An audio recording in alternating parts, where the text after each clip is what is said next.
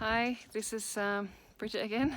We've just, I don't know what day it is anymore, but we've just finished the day, a 15-kilometre day, and there was a hill this morning and then a lot of flat, and now another hill up to the camp. We're up at the top of Mount something. Oh, Mount Wells. The top of Mount Wells. I'm actually standing on a fire lookout, an old fire lookout, and over there I've got very good phone reception because there's a phone tower. You can see that, I think, and some solar panels.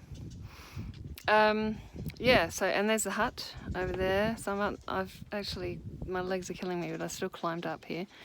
Here we go. No, that's not good. There's the hut. So it's the old, I'm guessing it's the old fire lookout keeper's hut. And unfortunately I can't climb up the top. It's, well, actually I could climb up a bit higher, but it looks a bit treacherous. There's another ladder over there.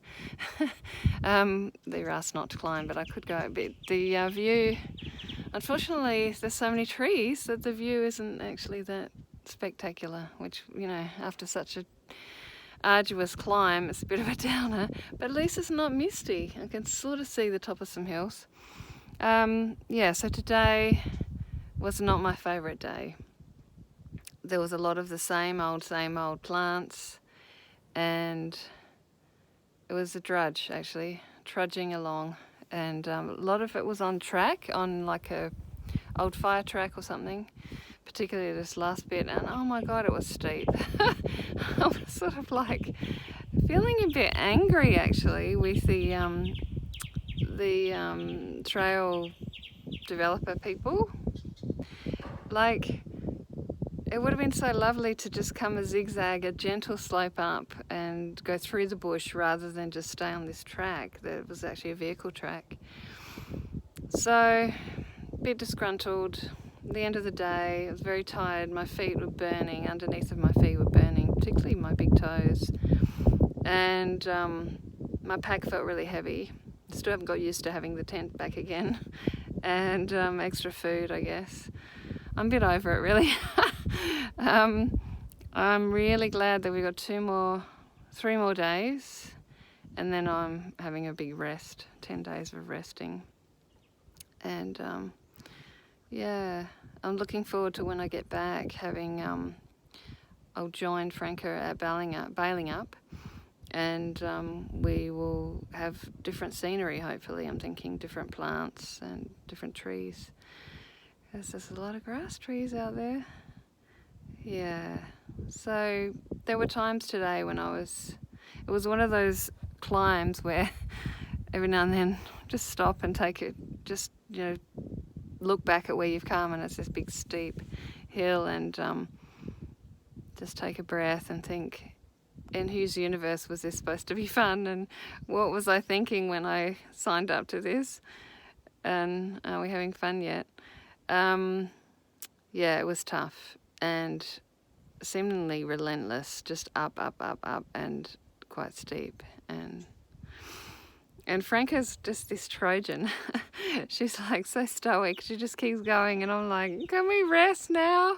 I want to have a rest. And she sort of reluctantly has a bit of a rest, and then gets up and off she goes again. And she's 10 years older than me, and I feel kind of old.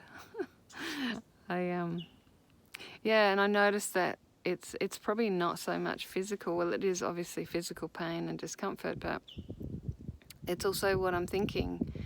Because I'm thinking it's boring. I'm telling myself I'm annoyed with the path makers, the Bibbulmun Track developers, and there's a lot of negative thoughts in my head, and that does not contribute to me enjoying the walk, the climb, and just getting on with it, just putting one foot in front of the other, because I'm busy being angry and disgruntled. Not really angry, just disgruntled and a bit irritated, annoyed, and kind of wanting some understanding around what would lead them to do that, and the lack of consideration for the hikers, and I'm sure there's a reason. There's a very good reason, probably something to do with fire risk or something. Yeah, but noticing that if I had the fortitude, the mental kind of discipline to be able to, just look at what the beauty that's around me and concentrate on one foot in front of the other and breathing, I'm sure I would have enjoyed it more. But I was full of thoughts. Yeah, so good to be here. Good that that's over. And tomorrow we have a nice flat day, a bit of downhill and then quite flat.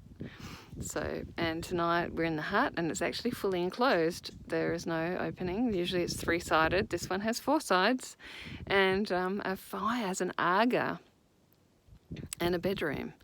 So that's a bit of luxury for tonight. So we'll stay warm, and I'm too exhausted to put my tent up.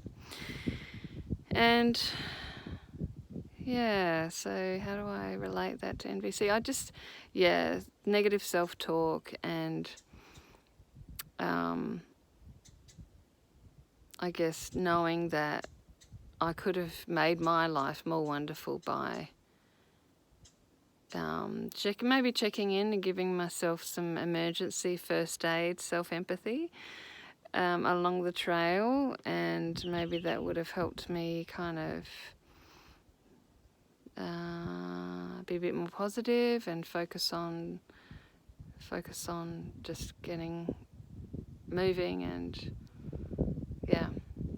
I didn't do that. I just kept trudging Often that's the way when it's raining, when it's steep, when I'm hurting, I'll just kind of tend to push through and push on, even though I'm not enjoying it, rather than going, okay, let's stop, check in, what's going on, what am I needing, and what can I do? How can I improve my situation, and is there something I can do? Can I tighten my straps? Can I have a drink? Can I have a snack?